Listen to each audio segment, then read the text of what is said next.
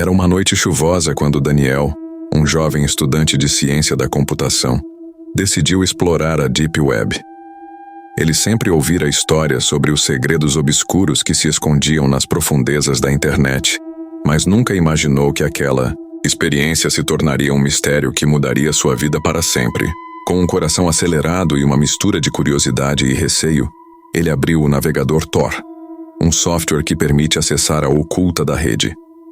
Após algumas horas navegando por fóruns e sites anônimos, Daniel encontrou uma referência a um enigmático site chamado O Labirinto. Diziam que esse lugar era um repositório de informações proibidas, onde segredos de governos e corporações eram compartilhados.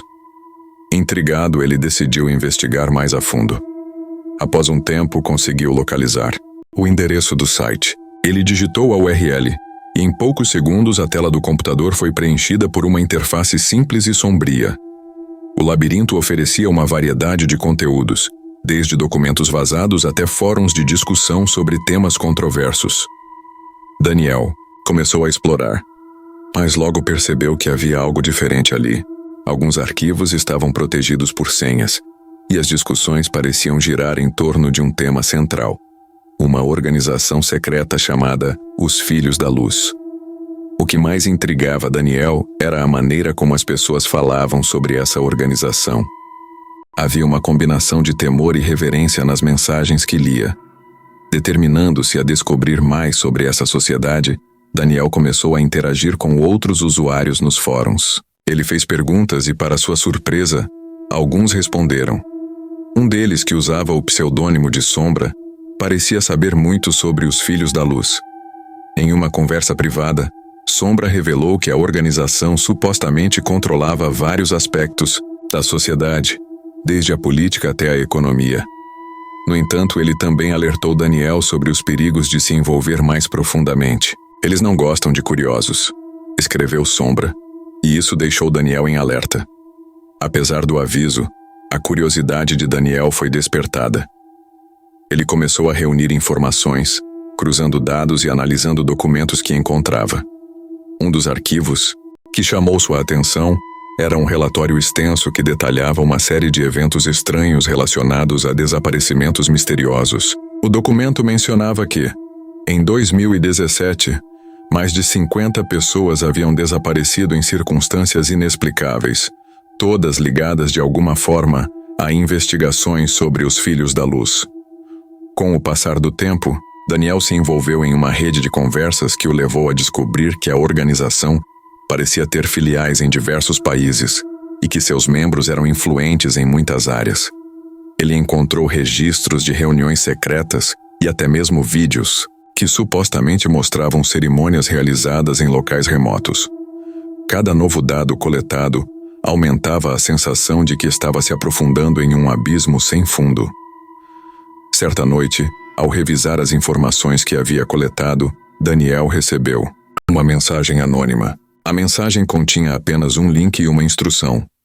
A verdade está embaixo da superfície. Com o coração na garganta, ele hesitou, mas acabou clicando no link. O que se seguiu foi um acesso a uma transmissão ao vivo que mostrava uma cerimônia em um local desconhecido, repleta de simbolismos e rituais estranhos. Ele reconheceu alguns dos símbolos que apareciam frequentemente nas discussões sobre os Filhos da Luz. A transmissão, no entanto, foi abruptamente interrompida. A tela do computador ficou preta por um momento, e então uma mensagem apareceu. Você não deveria estar aqui. O choque tomou conta de Daniel. Sua mente começou a correr com pensamentos sobre o que estava acontecendo, e principalmente sobre os avisos que recebera. Ele decidiu que era hora de se afastar. Mas já era tarde demais. Nos dias seguintes, Daniel começou a notar coisas estranhas. Ele recebeu mensagens anônimas em suas redes sociais, algumas ameaçadoras, outras apenas intrigantes. A sensação de estar sendo observado cresceu. Ele se despediu dos fóruns e tentou apagar qualquer vestígio de sua pesquisa, mas a paranoia o consumia. Decidiu contar a um amigo próximo, Lucas, sobre suas descobertas, na esperança de que ele pudesse ajudá-lo a entender o que estava acontecendo. Lucas, cético, tentou tranquilizá-lo, Mas a desconfiança de Daniel apenas aumentava. Ele não conseguia dormir direito e sentia como se estivesse em um jogo perigoso. O medo se tornou seu companheiro constante. O que era uma simples curiosidade se transformou em um pesadelo. Ele decidiu que precisava de respostas e começou a investigar a própria organização que havia despertado sua curiosidade.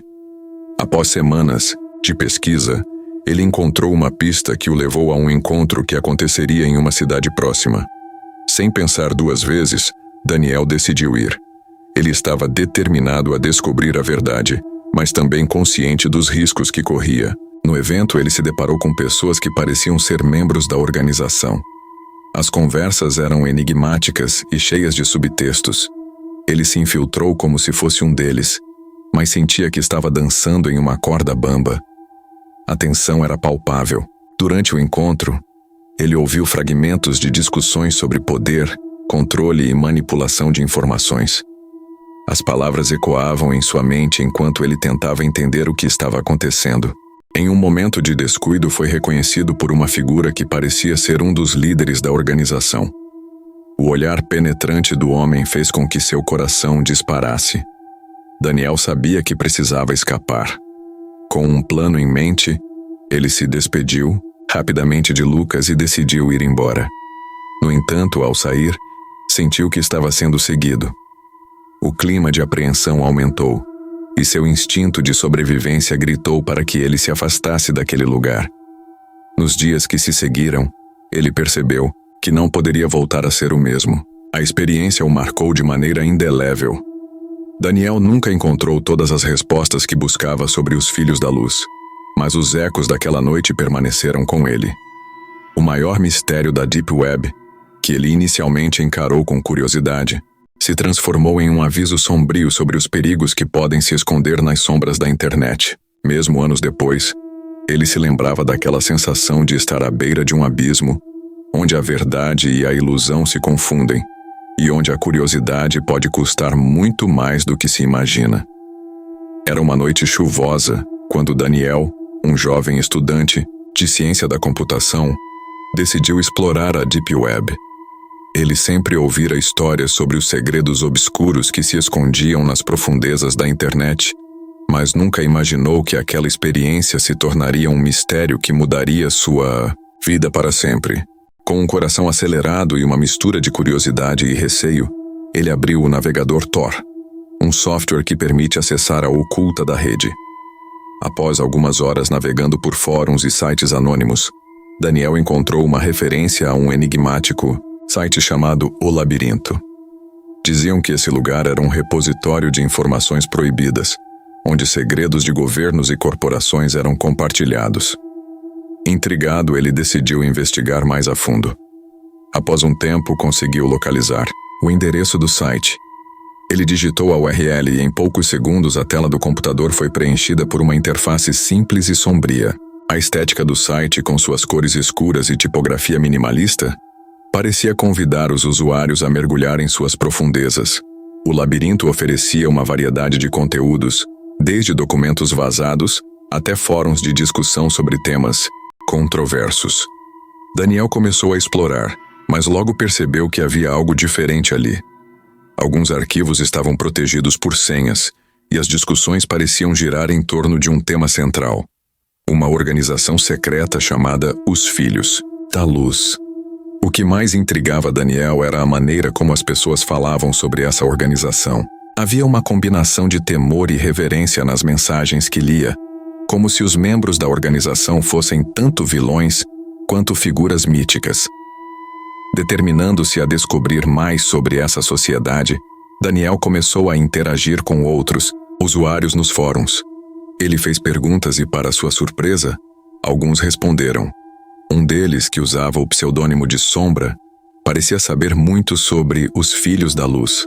Em uma conversa privada, Sombra revelou que a organização supostamente controlava vários aspectos da sociedade, desde a política até a economia. Ele mencionou que havia rumores sobre a capacidade da organização de manipular eventos globais, como crises financeiras e até mesmo desastres naturais, para garantir seu controle.